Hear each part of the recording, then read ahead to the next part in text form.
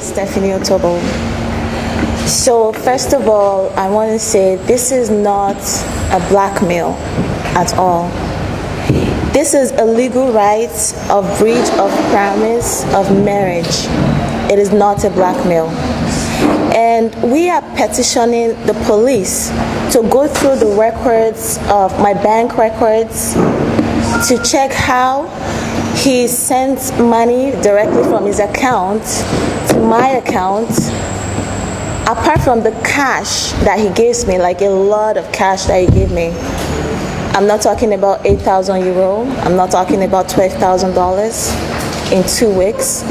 You know, if I was a cheap prostitute, how much do you send a cheap prostitute all the way from Nigeria to Canada?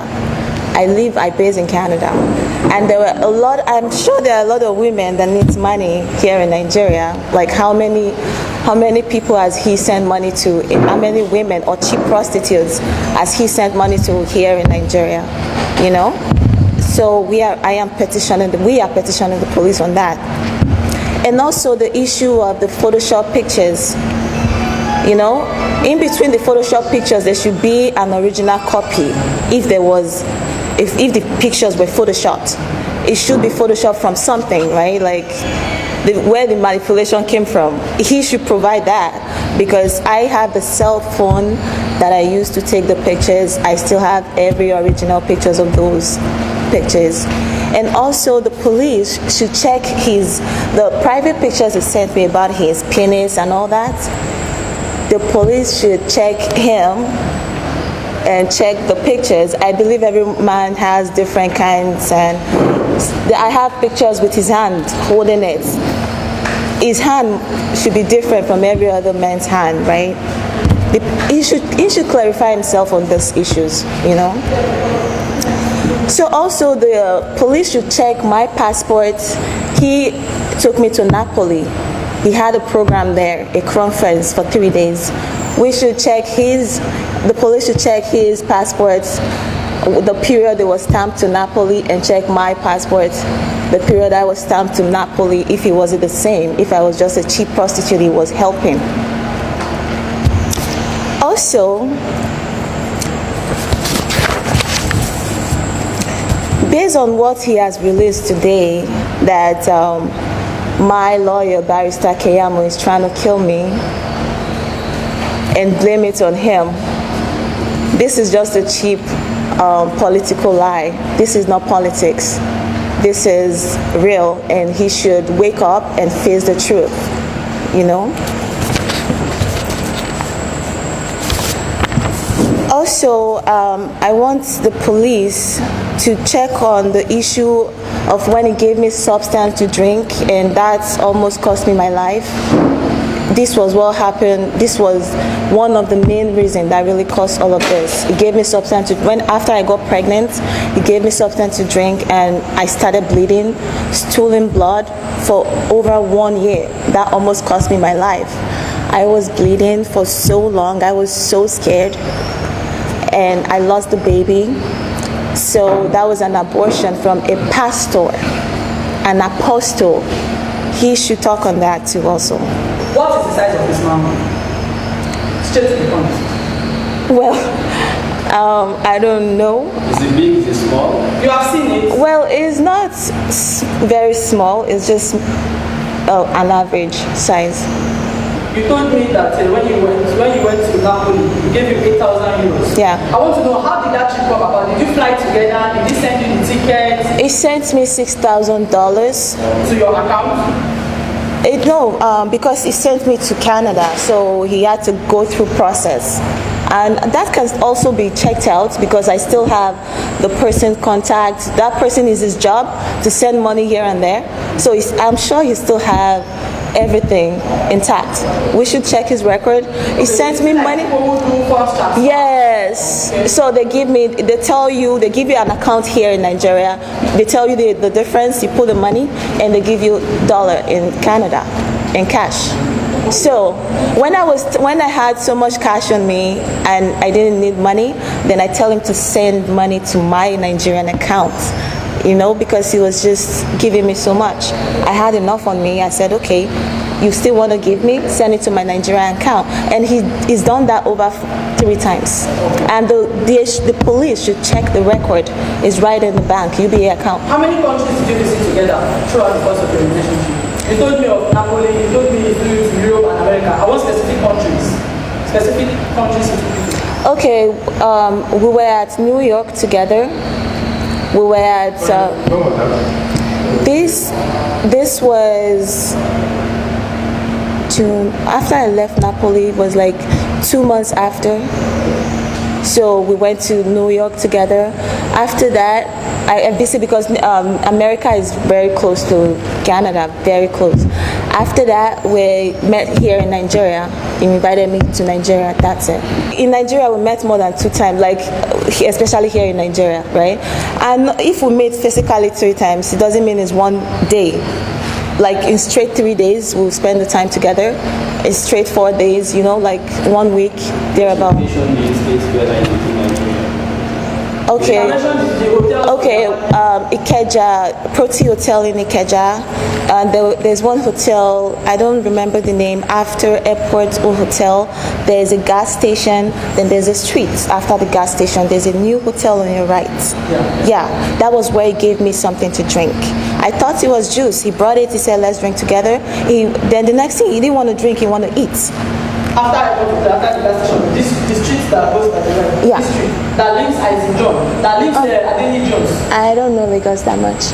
Okay, then I want to ask another question. The night he gave you the 8,000 euros, I don't know. It's so much money. So much. What is it? What different thing did you do? What is it you did that made him give you that 8,000 euros? Yeah, because he was trying to show me that this was real and it will never end. I think he was trying to capture me both physical and spiritual and mentally.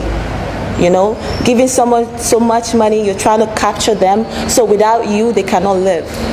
Because you want to make yourself their God. That's what he was trying to do. So when he gave, it was like, okay, this was all I realized today. Here you go, on the table. So then he said, this is how much I love you. After a crusade?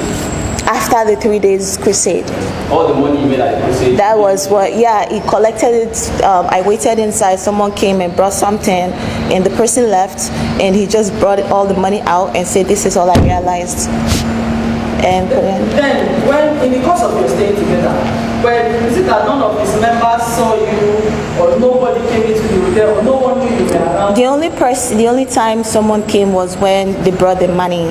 The money. He told me this was discreet, so there was we couldn't even call a taxi in the morning when he wanted to discharge me. He had to take a walk with me from his hotel by 4 a.m. to my hotel. I was worried because it could be dangerous, in a place where I don't know, in a new country and everything. So he walked me to my hotel and stayed till 7 a.m. and went back to his hotel. He said, because we have to be discreet, we cannot call a taxi or anything. So. But what did you do professionally? I'm a singer, I'm an entertainer. I went to school, I'm done school, so I went into the music industry. You can go online on YouTube and watch Kimura Dadiva Music. Immediately I landed in Lagos, my laptop was taken from me, and I called him and I begged him, and I even promised that nothing was there about him. He was like, he's done. Yeah, I believed he sent someone to steal my laptop.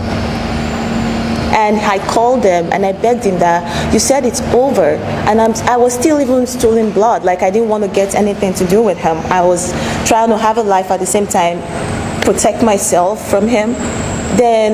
But they stole my laptop and I cried all day. Even the hotel I stayed knew about it. Like I was frustrated for the whole time I was in Nigeria. It was really crazy for me.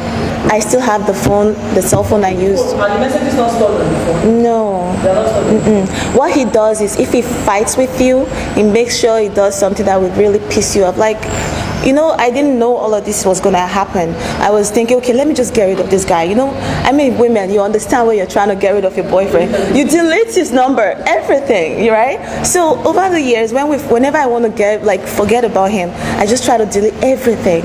It was when I was suspecting something was going on. That was when I started taking, just last year, I started taking Snapchat. Screenshots.